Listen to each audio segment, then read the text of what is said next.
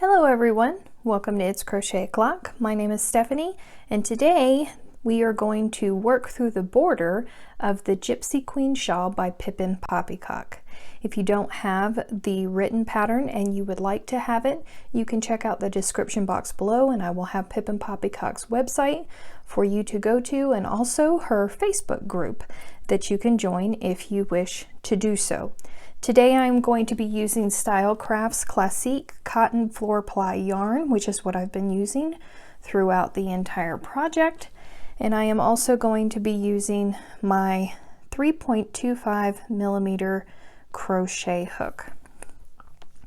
The border, this is just my sample that I've been working through these videos with. The border begins in the top left-hand corner. And it begins with a standing single crochet. So I am just going to make a slip knot. Then there we go. Then I am going to hunt for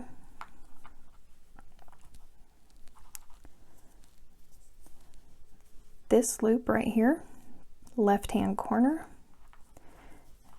make my standing single crochet, and at this point you're going to want to put a stitch marker through that standing single crochet because we're going to need that a little bit later. It's going to end up getting lost in our stitches, so we're going to need to identify that. So let's continue. We are going to chain 7. So there's 1, 2, 3, 4, 5, 6, and then, well, and then 7. Now what we're going to do here is we're going to look at this fan here. We're going to count 4 stitches in.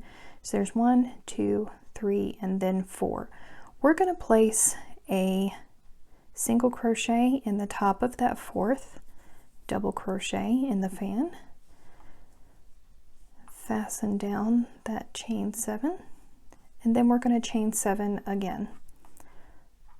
There's 1, 2, 3, 4, 5, 6, and then maybe 7.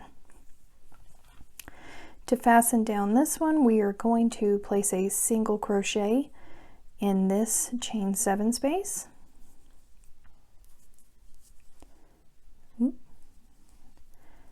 Single crochet. And then we are going to chain 7 once more. 1, 2,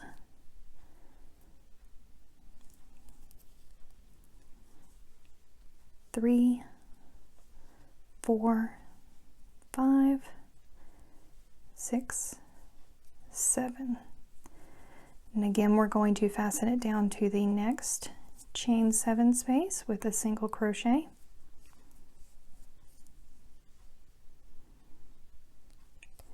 And chain 7, 1, 2, 3, 4, 5, 6, and 7.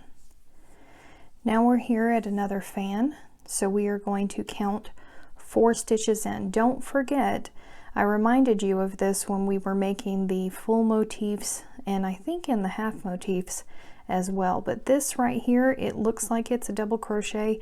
It's not. It's a chain space from a previous row, so don't count that. We're actually going to count the double crochets that were in this row. So there's 1, 2, 3, and then 4. So we're going to place a single crochet right there in that 4th chain, or 4th stitch rather. Chain 7 again.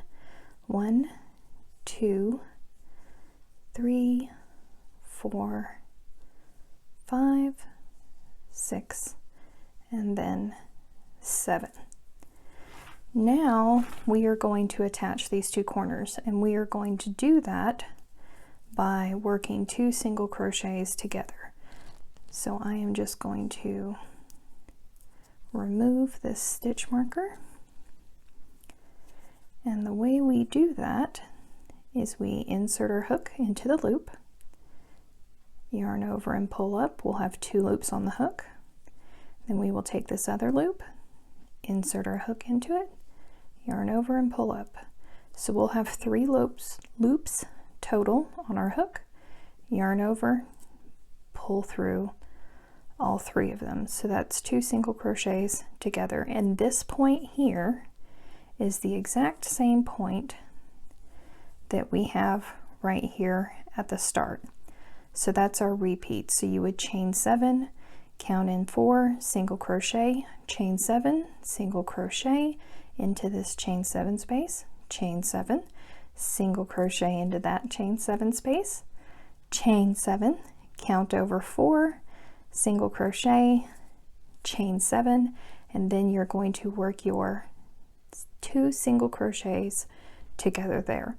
You will work this all the way down to your point, and your point is at the very bottom of our base square that we created when we first started the shawl. Once you get down here, you should, if you've done everything correctly, you should have a single crochet right there.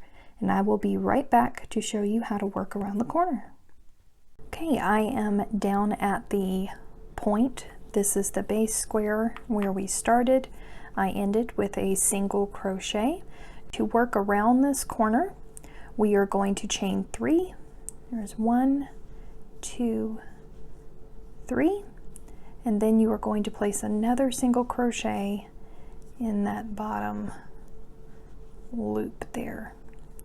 So that's our new corner right there, and this single crochet is just like our first single crochet. So you will chain 7, count in 4, chain 7, single crochet, chain 7, single crochet, chain 7, count 4, single crochet, chain 7, and then you will connect these.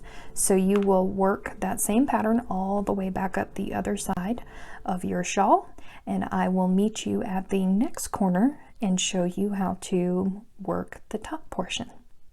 Okay, I have gotten all the way over to the other corner, and I have placed my single crochet. Now what you're going to want to do here, just like how we did in the other corner, you are going to want to place a stitch marker in this single crochet, because we are going to need this later. You're going to want to be able to find it. So just take a few seconds to place that stitch marker. And now we are going to work along the top edge. So in this first long chain space, we are going to place 5 single crochets. Just go straight into it. And there's 1, 2, 3,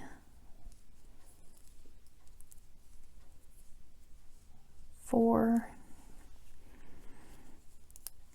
and then 5. Now this will stretch out. Mine doesn't look like it's going to reach all the way across, but it will. By the time we finish the border, you'll hardly be able to tell. So now we're going to skip into the next long chain space, and we're going to place 5 single crochets there as well. So there's 1, 2, 3, 4, and 5. In this next space, we are going to place 3 single crochets. There's 1, 2, and 3. This one's going to be just a little bit tricky to see, but right here in this first double crochet, we're going to place 3 single crochets there. So there's 1, 2, and get out of the way, tail, 3. Now we are going to hop to the other side of the magic loop and do the same thing with this double crochet. 3 single crochets in that space right around that post. So there's 1, 2, and 3. And we're going to place 3 single crochets in this next chain space. 1, 2, 3, and then 5 single crochets. 1, 2, 3, 4, 5, and now we need to place 5 single crochets in this next chain space. 1,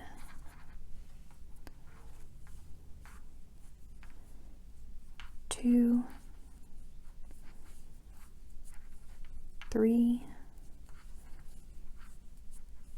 4, and 5.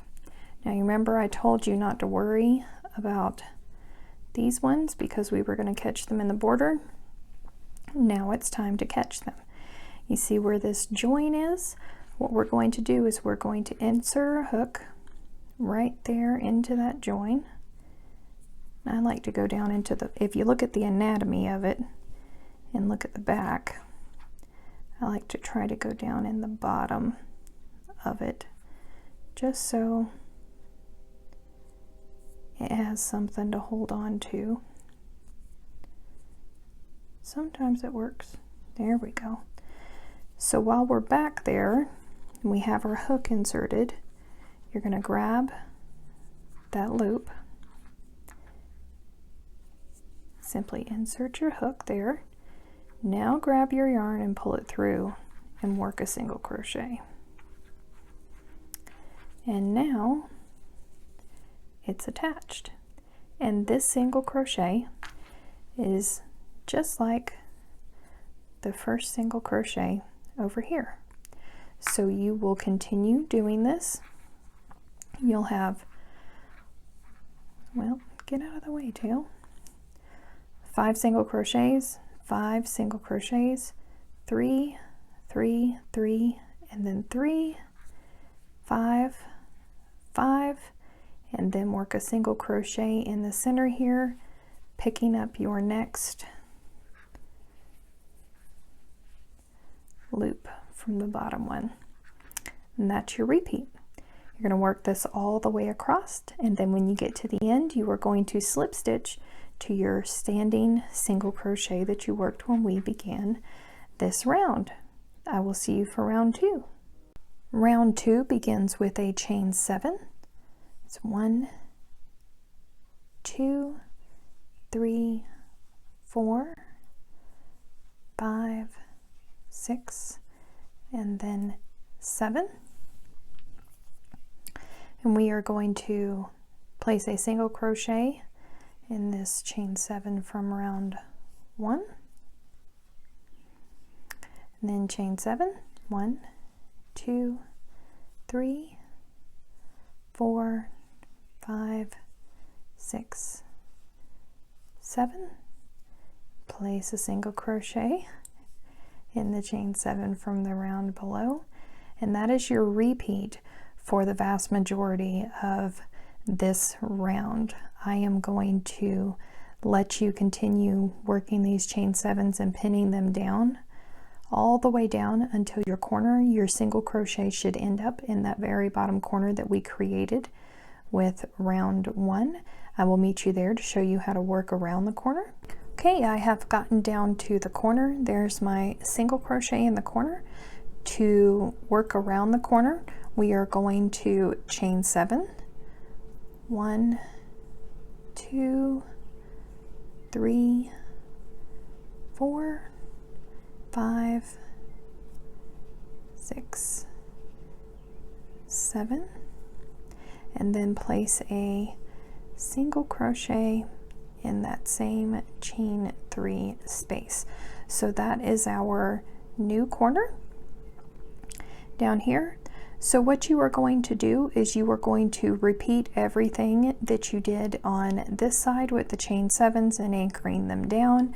Then whenever you get to the top, it's very simple. You just single crochet in each of the single crochets that we made in round 1, and then slip stitch to the beginning just as we did, and then we will be ready for round 3, and I will see you there.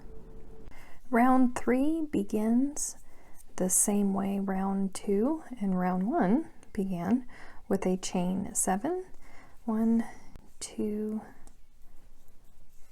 3, 4, 5, 6, and 7. And just like before, we are going to single crochet in that first chain space, and you are going to work this the exact same way that we worked round 2, with the exception of the point down here at the bottom where we place this chain 7 for our new corner. Down here, once you get finished working this edge, your last single crochet will fall here. You'll chain 7 and then single crochet, and then start the process all the way back over again. So chain 7s on either side, chain 3 down here in our new corner between the 2 single crochets, chain 7s all the way back up the side, and then just like before, just single crochet in each single crochet across, and I will see you for round 4. We are now in the home stretch. This is round 4 for our shawl. I have just gotten to the end of the top portion. That was my last single crochet there. So to begin round 4, we will chain 1, and then we are going to place 7 single crochets into this chain 7 space. So there's 1, 2, 3, 4, 5, 6, and 7. Now we are going to do the same thing all the way around, but there's nothing in between these, so you'll just jump right into 7 single crochets in the next chain space. There's 1, 2, 3, 4, 5, 6, 7. So you will continue this all the way around. The only exception for 7 single crochets is down here at the point. In round 3, we worked a chain 3 here. So we are going to place 5 single crochets there instead of 7 single crochets. But every other chain space is 7 single crochets. And then of course up at the top, it is still single crochets in each one all the way across. When you get back to here, which is the end of our top, you will simply slip stitch into that first single crochet that we created in this chain space, and then you're all finished, unless you would like to put on some fringe. And if you want to put on fringe, I have an example here. Please excuse my squeaky chair. So this is another shawl that I have been working on. Get up here to the top. It's full size. The only thing left to do on it is to place the fringe on it and sew in my ends. So it's rather large. So this is what the completed border looks like. It's quite lovely.